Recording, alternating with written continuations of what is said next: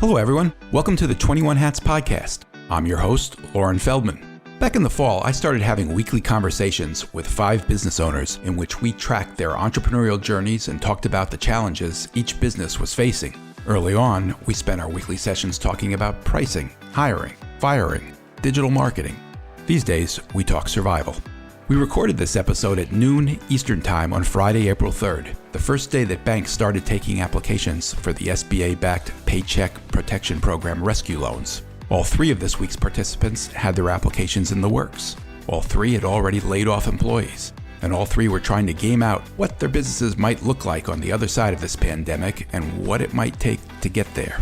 This week's 21 Hats podcast lineup includes William Vanderbloemen, who is founder and CEO of Vanderbloemen Search Group, a recruiting firm that specializes in working with churches and other faith-based organizations.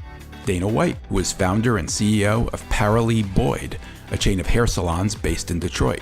And Jay Goltz, who has several businesses in Chicago, including a picture frame shop, artist frame service, and a home furnishing store, Jason Home. It was William who set the tone for this conversation when he told us he'd cut 40% of his payroll the day before. My decision, he said, was I would rather cut deeper, fewer times, so I'm going to do this once. Owning and running a business can be a lonely pursuit even in good times. Our hope is that these weekly conversations will, if nothing else, let business owners know they are not alone in facing these extraordinary challenges. If you find some value in this, please know that 21 Hats is a pre-revenue startup and we too can use all the help we can get. If you know a friend who might benefit from this conversation, please share it. Please subscribe wherever you get podcasts. Review us, rate us. It makes a big difference. We are also doing weekly live webinars now, the 21 Hats War Room, Thursdays at 2 Eastern Time, where we give you access to an expert we've chosen to help you get through this crisis. You can find out who the guest is each week by subscribing to our daily newsletter, the 21 Hats Morning Report. You can subscribe at 21hats.com. You can also contact me with questions or suggestions at lfeldman@21hats.com. Thanks for listening.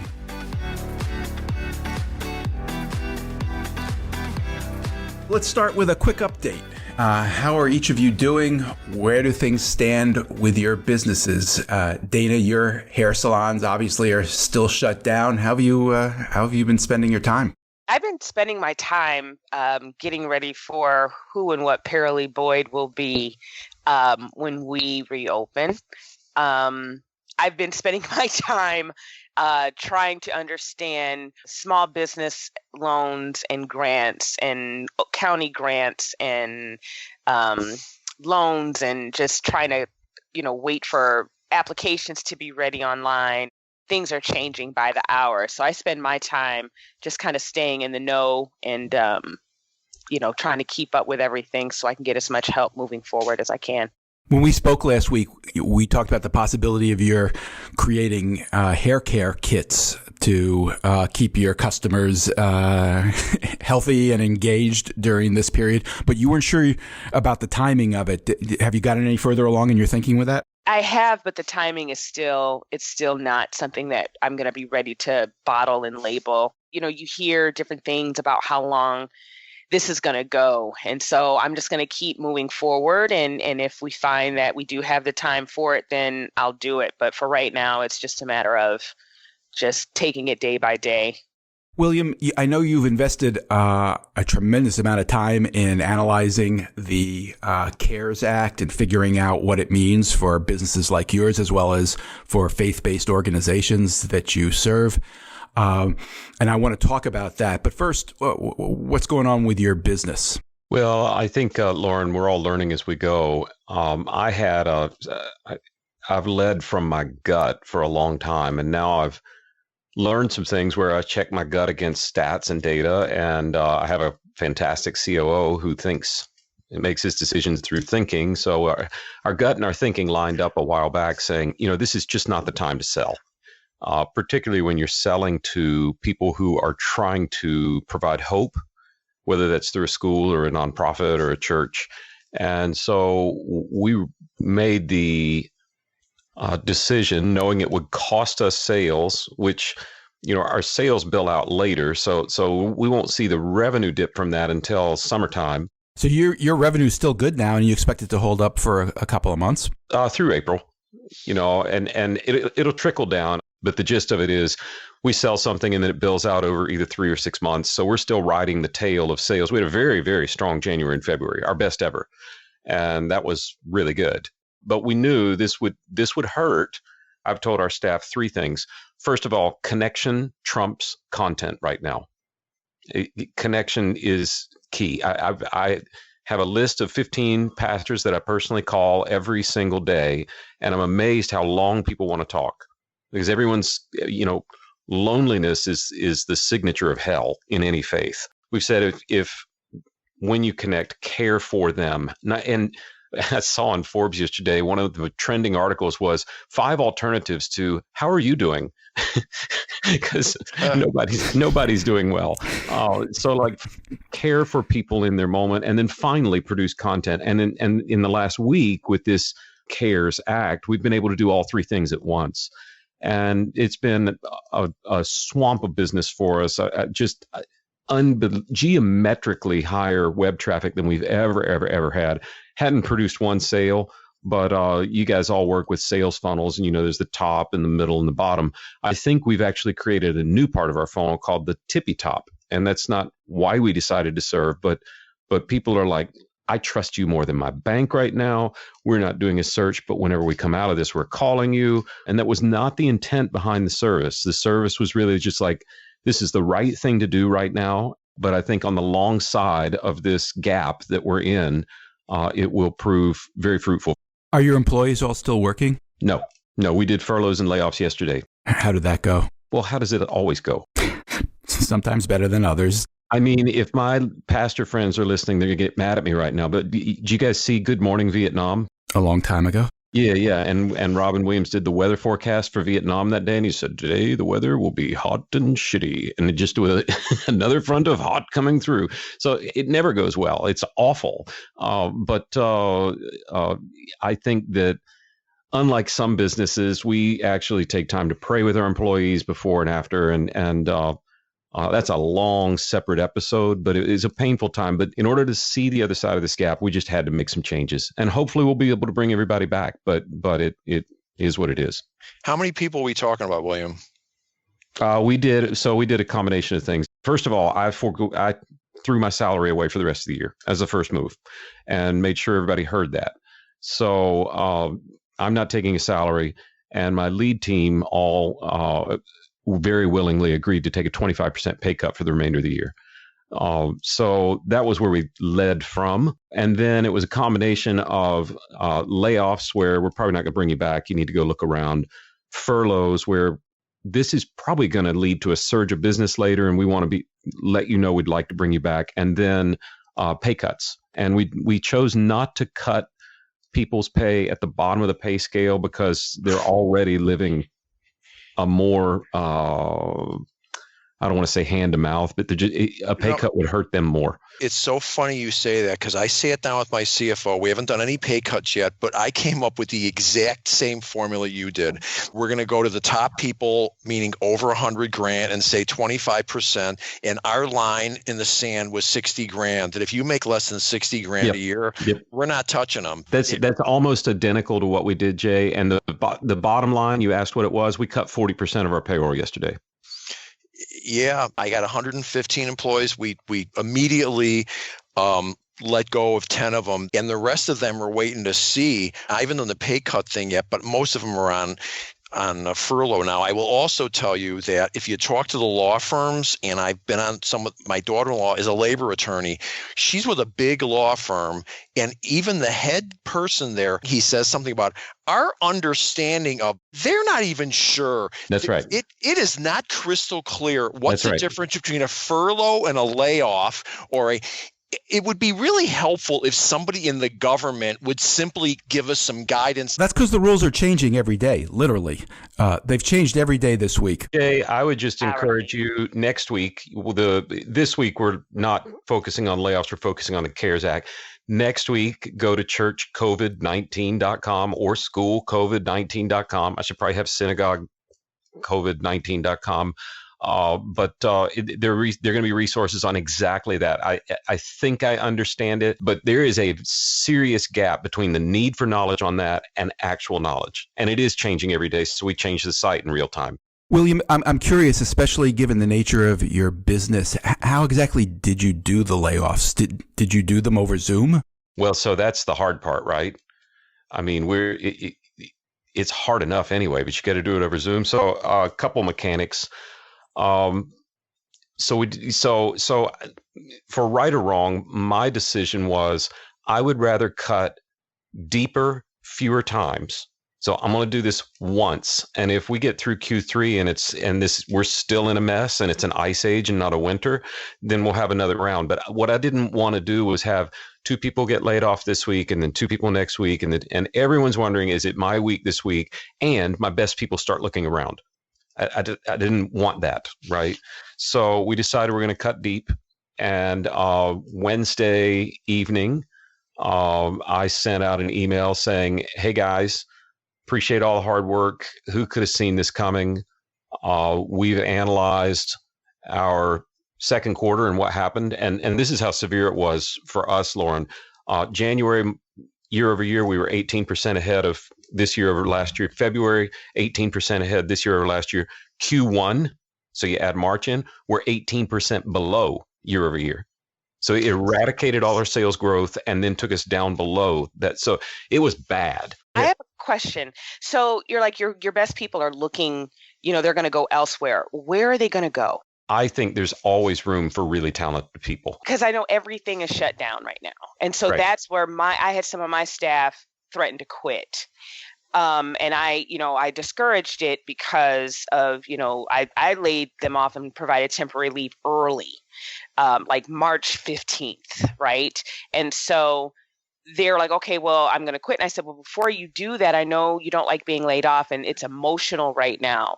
But if you quit, I can't pay you unemployment, right? I have to report that you're no longer an employee. So Right. they're like, well, I'm just going to go get another job. And we said, okay, but know that this is coming down the pike and we're going to be a state disaster area. Nobody's hiring right now except for grocery stores and some convenience stores and people that need help, with stocking and stuff. And even then they're going to hire an influx of people. And then when this abates, they're going to lay off more people again, or they're going to let people go. So with your industry, where are good people going to go and get money faster than already being on staff with you? Well, it's a great question. And I don't know the answer. We're making it up as we go, right? If there's any way I can provide certainty in the middle of this incredibly uncertain time, I'm trying to provide it. Well, here's the word I'd use, and I'm 100% with you on this. This is about avoiding collateral damage. That's what this is about. And if we can give that, and it's about confidence. And if you do your first cut and you stick, okay, he knows what he's doing and we're on this together. To your point, the dripping of every 2 weeks, it's not a good thing. It's bad leadership. Yeah. So the answer is, if we can provide a sense of stability of, okay, guys, we made some adjustments. This should get us through this whole thing. Mm-hmm. And okay, then everybody's a little calmer. We don't need to make people start thinking about, boy, he sounded really nervous. I wonder if he's going to be out of business in 6 months. That's exactly right. And that's why I did it. Yeah. Yeah. And that, Jay, to your point, I sent out this email the night before saying we've looked at Q1 and, Q2 and possibly Q3, the fiscal outlook is not good. And in order to be able to serve our clients on the far side of this, we're going to have to make some changes. So join me tomorrow morning, all staff on Zoom, unfortunately. And we met for an hour. And, honestly, I approached it like a funeral. No laughing, no jokes. As much as you want to lighten the moment, it's just not light. And told people what was up. And then everyone received a personal Zoom meeting throughout the day. And that was probably a long day for the people that had the 4:30 and 5 o'clock meetings. But so firing over Zoom is a really interesting thing, right? I don't know if there's a playbook, but we decided, even though it costs time and money, it's worth it to care for our people, and probably worth it from an HR standpoint, that every call involved at least 3 people. So there were no one-on-ones. Again, smart. People didn't find out at the big group meeting who specifically was staying and who was going. No, in fact, I was late for our recording today because we had our weekly all staff right before this. And this was the weekly all staff right after yesterday, where we had the Zoom call and everybody's like looking to see what panels aren't there. And we had to go through, okay, here's why, here's the why behind what we did. We didn't share that during the adjustment meeting. Nobody wants to hear that. Not then. But afterward, today, we spent a long time saying, guys, here's the why. Here's what the sales funnel looks like. Here's how long it's going to take to refill it. Here's what that means for the sales cycle. Here's what that means for revenue. And even with the CARES Act, what we don't want to do is burn resources so hard through the summer that we wake up in the fall and we have to fire people right when our surge is coming back. Well, that's what I want to ask you, William. Everybody on your staff, I'm sure, is well aware how much energy you've put into figuring out how the CARES Act works.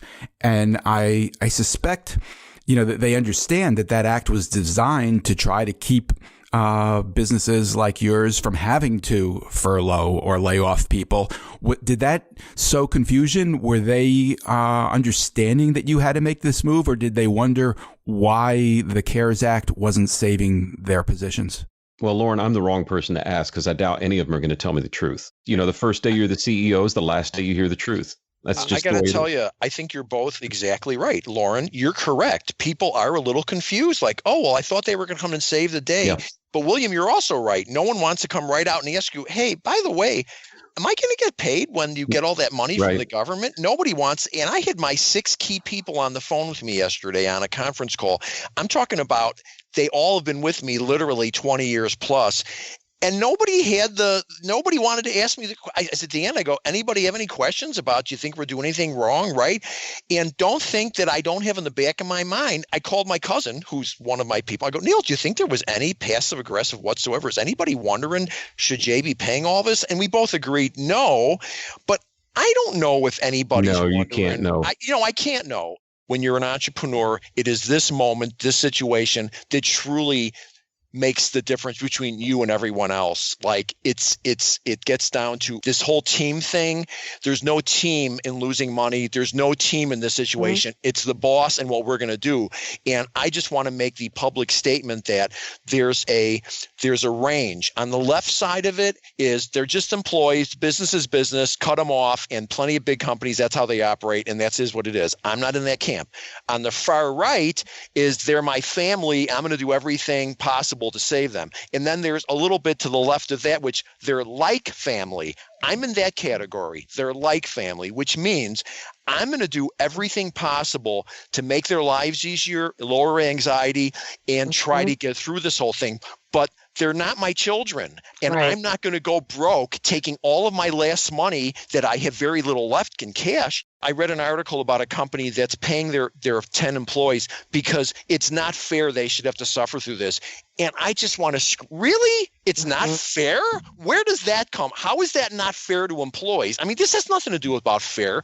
This has to do with if somebody's got a ton of money and they can pay their employees through this whole thing, hats off to them, really. But the fact is, most businesses just don't have that kind of money sitting around. I certainly don't.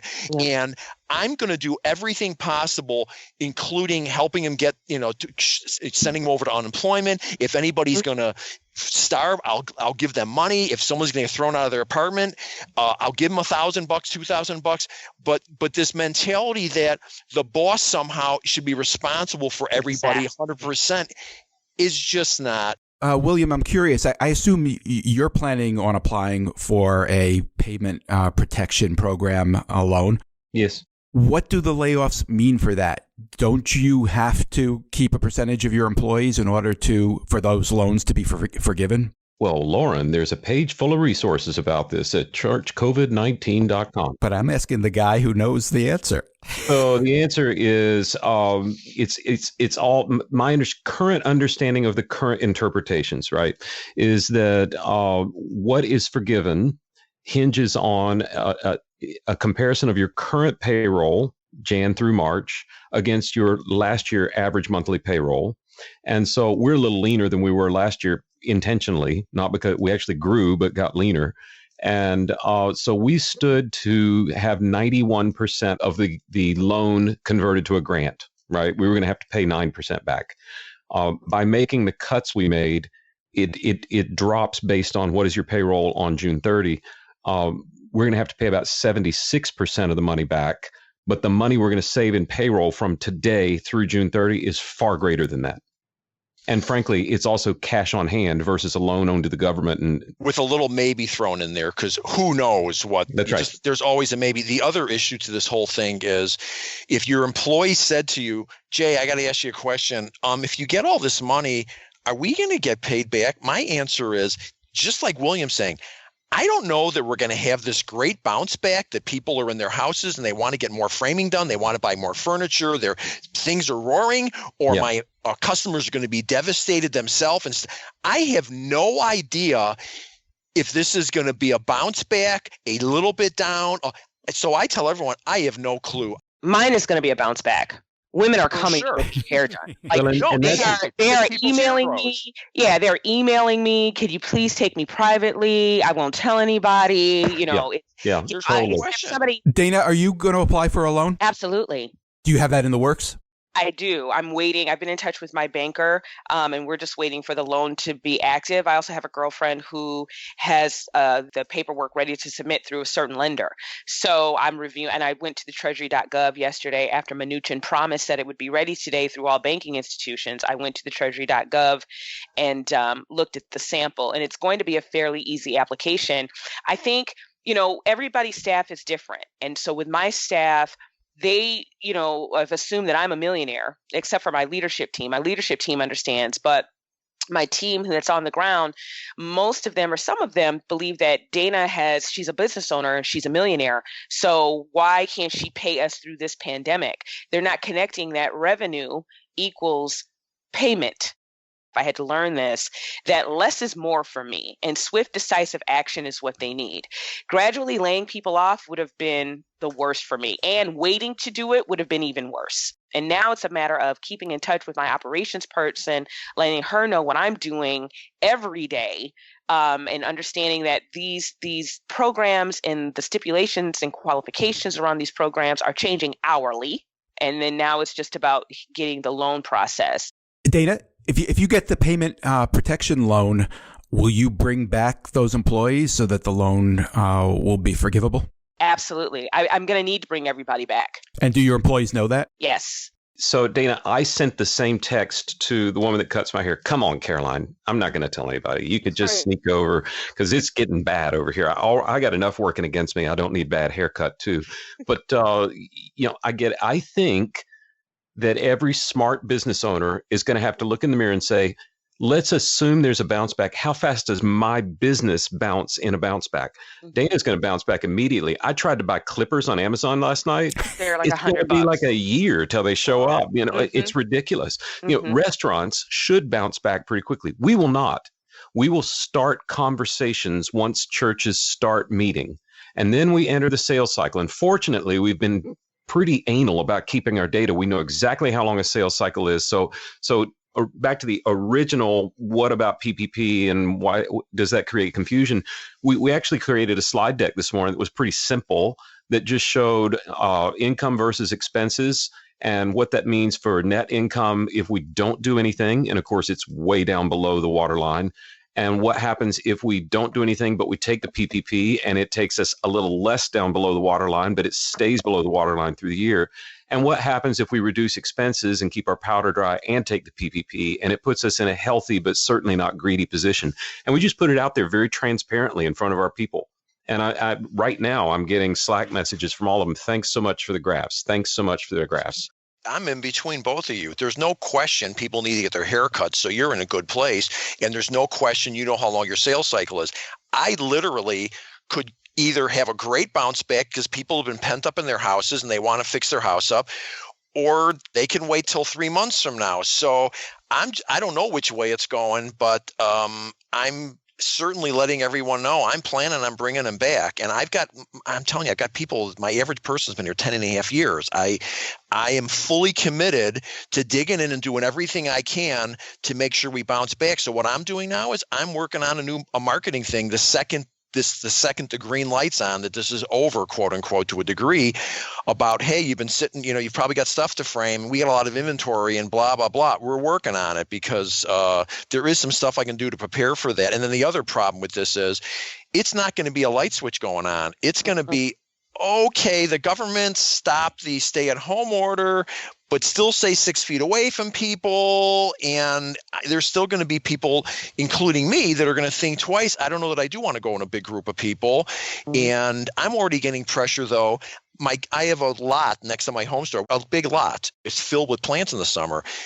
And people are asking us, when are the plants coming in? Because I saw my landscapers working. You should be able to open. You're like a landscaper. And I have to explain to everybody, we're not like landscapers. They're outside by themselves. You're inside looking at them through a glass window. It's not the same as going into a lot with a bunch of people mingling around to buy plants.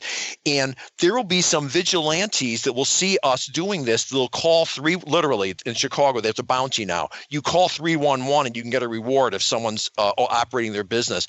Someone's going to call up and say, those greedy people over at Jason Home are out there subjecting their employees to blah. And I'm not doing it. I'm just not. For Payroll Boyd, it's a matter of managing the influx. So right now with the unemployment going up, I think they're going to add $600 either a week or per pay period to the unemployment. That will be more than what some are making at Payroll Boyd. And so I'm expecting, some of my staff to not come back. And so I have to scramble, hire, and then manage the prospective volume, because this is where Payroll Boyd comes in. Everybody's going to be running to their stylist to get their hair done. Stylists are going to be booked weeks out. Payroll Boyd is going to be one of the only places where you can come walk in only 7 days a week. So we've got to manage the volume. And so our message now to our staff is, I understand that you want to leave. However, look at your hiring cycle. You have to, 1, find a job, 2, get hired, 3, work for 2 weeks or a week and a half before you get paid, where when we reopen, you can come and make money that day, because we're going to be slammed. Well, I think there's 2 parts to it. First, one of them is, can they make money sooner? And part of it is they just want to give you a hard time. They're just angry. Part of this is just like, they're just mad, which is unfortunate, like how anyone can be, but I get it. They don't get it. Do you have any of that with your employees, Jay? Do you think your employees understand what's going on?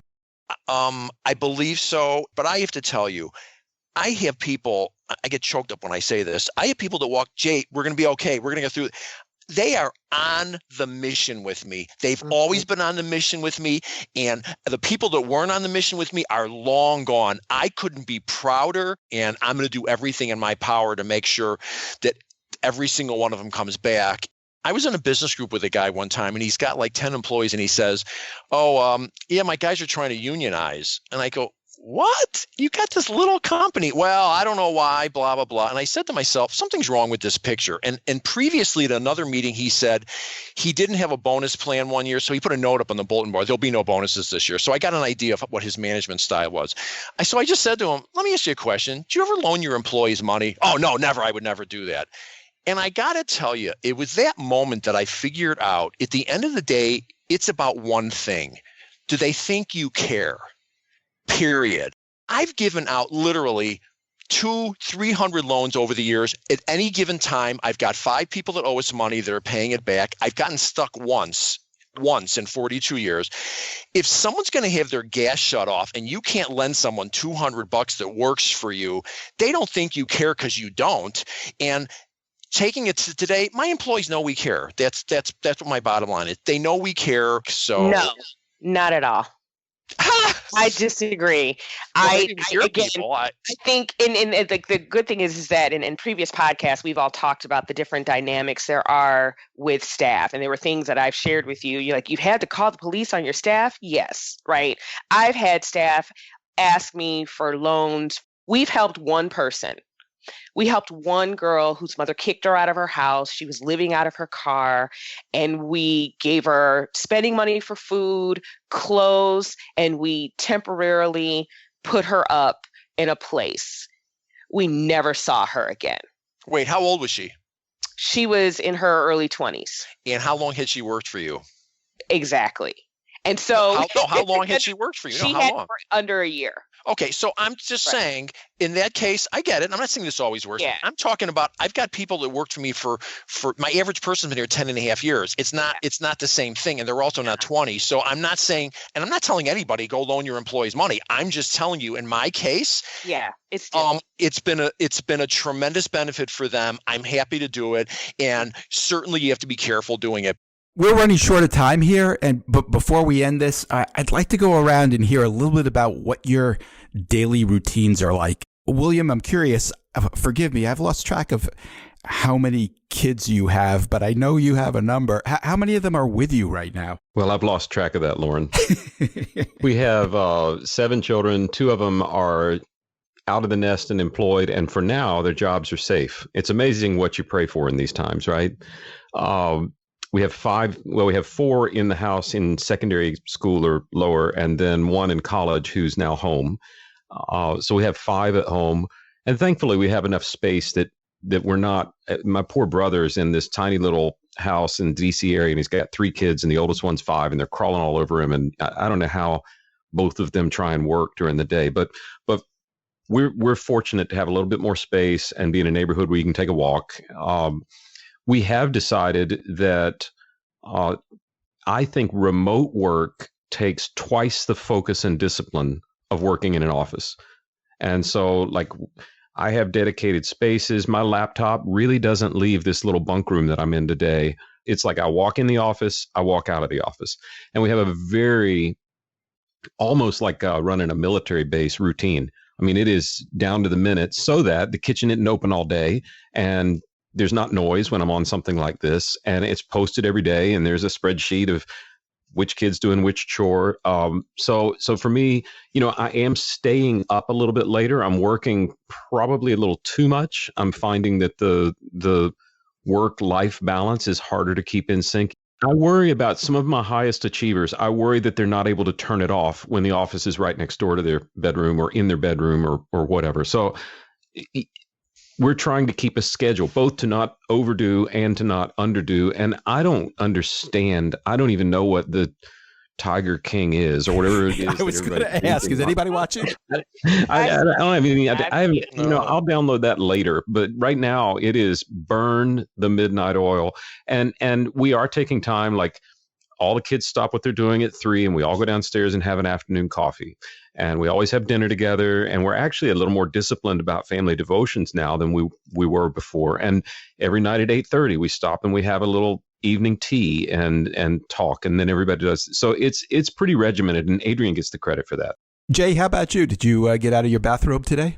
Well, today I came to work because I was doing the podcast and I needed to hook up here, but I was home. I've been home more in the last 2 weeks than I've never been home the entire day doing nothing ever. And if I feel like I'm on a month of Sundays, every day feels like Sunday. So I don't have kids in the house anymore, but I was working all day yesterday. I spent more time on my phone for sure than I've spent in the 15 years I've lived in this house, for sure. And I ordered a headset because of that, because it's hard to sit there on a phone all day long. I'm dealing with employees. I'm dealing with the bank. I'm dealing with my CFO. I am in full out warrior mode. And I would suggest to anybody who is listening to this that's in business, that wants to stay in business, I would suggest move from worrier to warrior. Big difference. Focus. Figure out what to do and do it. And that's what I'm doing. And I'm kind of on adrenaline at this point. I am fired up, ready to go. And I'm going to do whatever I have to do to save my employees' jobs, to save the company, and to take care of the customers. Is your wife enjoying living with a warrior? She's kind of used to the drill. She doesn't really, you know what she said to me? She said to me a couple of weeks ago, she goes, you were talking your sleep. You were really angry. I go, yeah. She goes, is it at me? I go, no. She goes, okay. And that was the end of the conversation. She didn't bother asking me who I was angry at, but no, she's used to it. Dana, how about you? What's your daily routine like? So I'm up later than I normally am. I wake up, I have a light breakfast, and then I'm on text messages, emails, and Facebook groups that are addressing the latest with these issues. And I'm applying for grants and loans and, seeking advice from my accountant and planning, what the next iteration of Paralee Boyd is like. I don't eat dinner until later than I'd like now. And then I go to bed around 10ish, but I don't go to sleep until wee early hours in the morning. And that's also because I'm binge watching Tiger King because I am. I've been so plugged in all day. I think that's exactly how long it takes for me to take it down. And so I'm with Jay. I'm in warrior mode. Let's go. Let's get to work. Jay Goltz, Dana White, William Vanderblumen, thank you so much for taking the time. I really appreciate it. Stay safe out there. Thank you. Thanks. You too, Lauren. Thanks for listening, everybody. This episode was produced by Jess Thuberon, founder of Blank Word Productions. Remember, we started the 21 Hats podcast to help business owners feel a little less isolated, to let them know they aren't the only ones fighting these battles. If you got something out of this conversation, please help us reach more people. Tell a friend. Subscribe and review us wherever you get your podcasts. Follow us on Twitter at 21_hats. And let me know if you have a question or a comment or a topic you'd like us to cover. My email address is lfeldman@21hats.com. See you next time.